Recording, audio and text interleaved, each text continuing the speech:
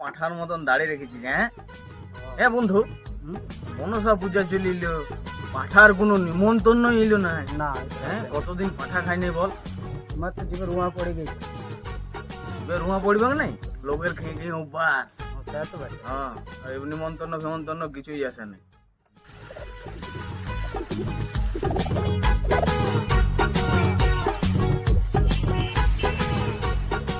দাদা রাহুল এসছে।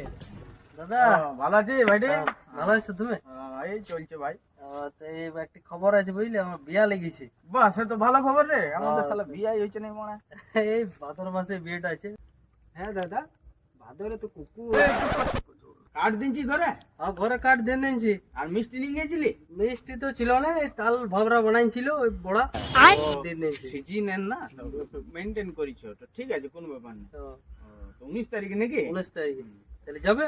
যাবো তো বটে রে তো আমার একটা ব্যাপার হইলো যে আমি খাসি মাছ ওসব খাই না আচ্ছা তো একটা পাঠা দেখবি তুমি কালি না মনসা হে, তোমার জন্য পাঠা দেবো আবার আলাদা করে। শালা দিবি নাই তো যেমন রে তোমরা কি হলো যা বলো নিমন্ত্রণ যাবো না খেতে নিমন্ত্রণ হয়ে যেত। গেল